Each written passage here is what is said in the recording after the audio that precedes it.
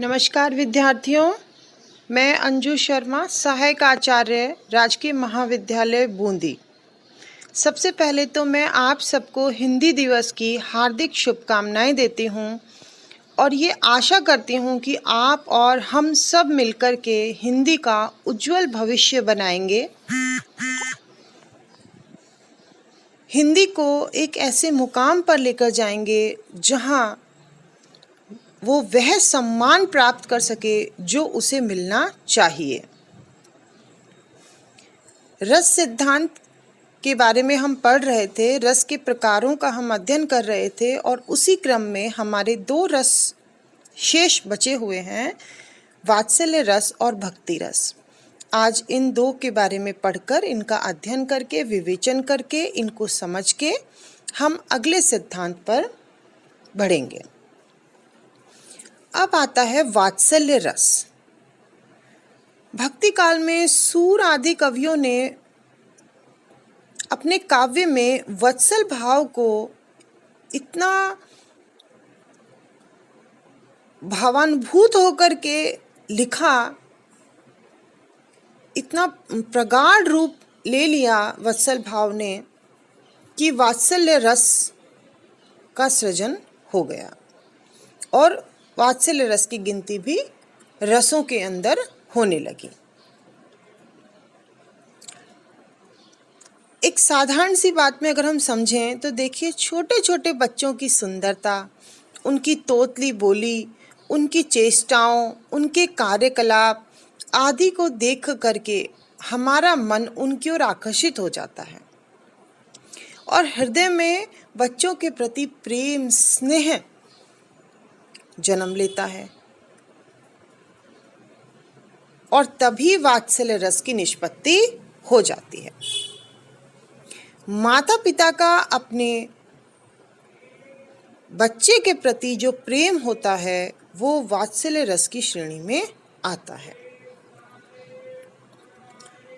कुछ आचार्य हैं जिन्होंने वात्सल्य, भक्ति आदि श्रृंगार के भीतर ही ले लिए, परंतु इसे स्वतंत्र रस के रूप में स्वीकार करने वाले आचार्यों में भोज, भानुदत्त, विश्वनाथ, हरिश्चंद्र आदि हैं और इस रस को पूर्णता से प्रतिष्ठित करने वाले आचार्य हैं विश्वनाथ, जिनकी रचना या ग्रंथ है साहित्य दर्पण।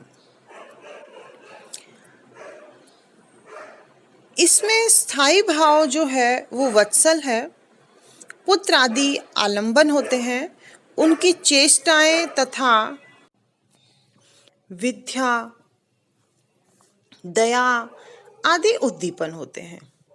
आलिंगन, सिर चूमना, निहारना, ये सब अनुभाव हैं और शंका, हर्ष, गर्व ये संचारी भाव हैं। सूरदास और तुलसीदास की रचनाओं में वात्सल्य रस के बहुत सुंदर उदाहरण देखने को मिलते हैं। वात्सल्य रस के भी श्रृंगार रस की तरह ही दो पक्ष होते हैं, संयोग पक्ष और वियोग पक्ष। संयोग पक्ष जब बच्चों की ऐसी बातों का वर्णन होता है जो उनके माता पिता आदि के पास उपस्थित रहने से संबंधित होती है। जब माता पिता साक्षात अपने बच्चे को बाल चेष्टाएं करते हुए देखते हैं, तब संयोग वात्सल्य होता है। और वियोग वात्सल्य जब बच्चों के माता पिता आदि से अलग हो जाने पर फिर माता पिता की जो दशा होती है, उसका जो वर्णन होता है, वहां वियोग वात्सल्य होता है। अर्थात जब पुत्र आदि के साथ संयोग है तो संयोग वात्सल्य, और जो वियोग की स्थिति है तो वियोग वात्सल्य होता है। अब हम एक एक को उदाहरण सही समझते हैं। पहले संयोग वात्सल्य का उदाहरण, सूरदास जी कहते हैं सूरसागर में, जसोदा हरि पालने झुलावे, हलरावे दुलरावे मलहावे, जोई सोई कछु गावे, मेरे लाल की आओ निदरिया, काहे ने आनी सुनावे, तो काहे ने बेगी सो आवे, तो को कान बुलावे। कबहु पलक हरि मूंद लेत हैं, कबहु पलक हरि मूंद लेत हैं, कबहु अधर फरकावे। सोवत जानी मोन हुए रही रही, करी करी सैन बतावे। इही अंतर अकुलाए उठे हरि, जसमति मधुरे गावे।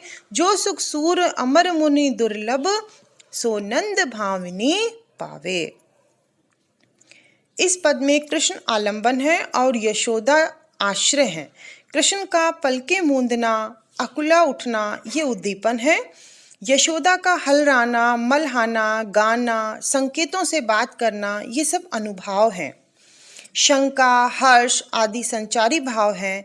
इस प्रकार यह पद वात्सल्य रस से पूर्ण है।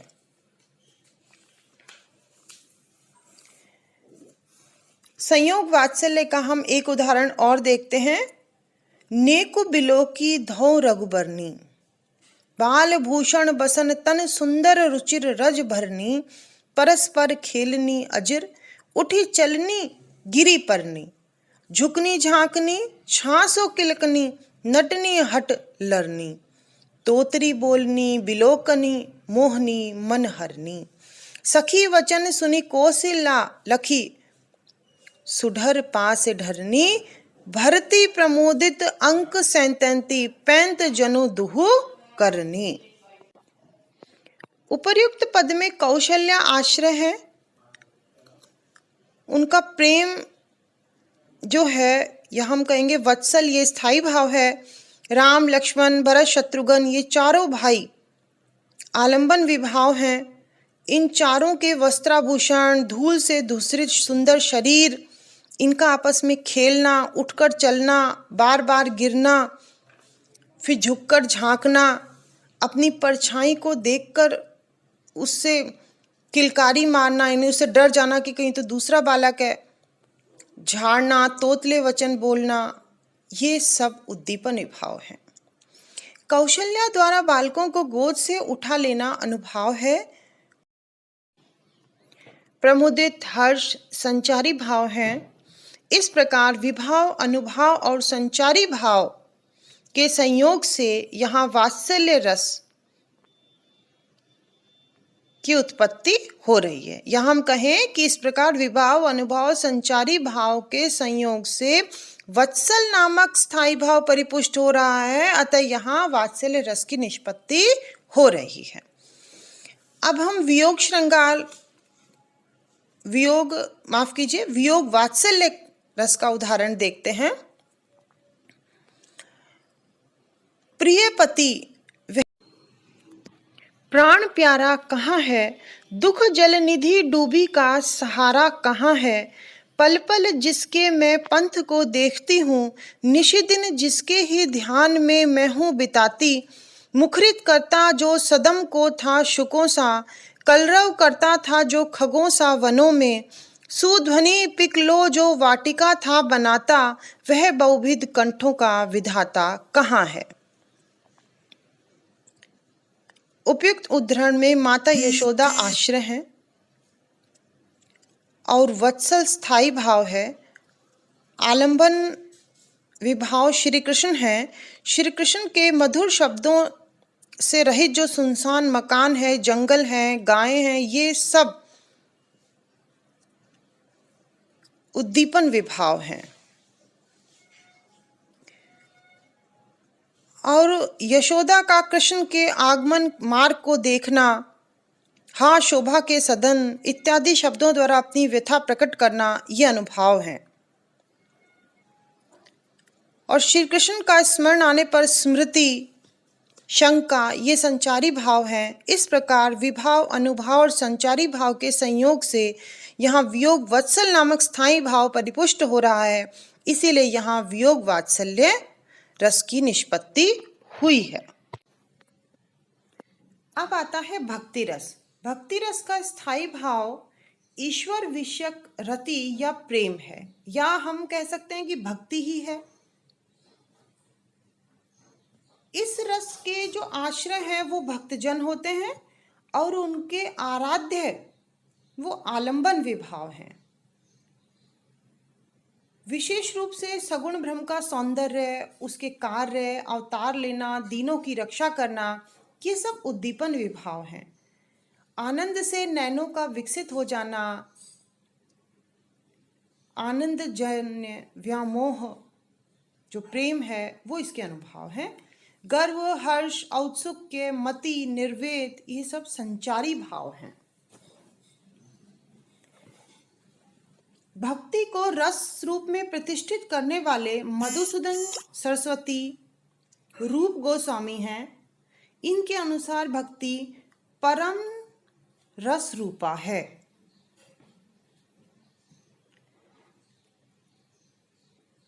भक्ति 9 प्रकार की है, पर मुख्य भक्ति रस 5 प्रकार का है।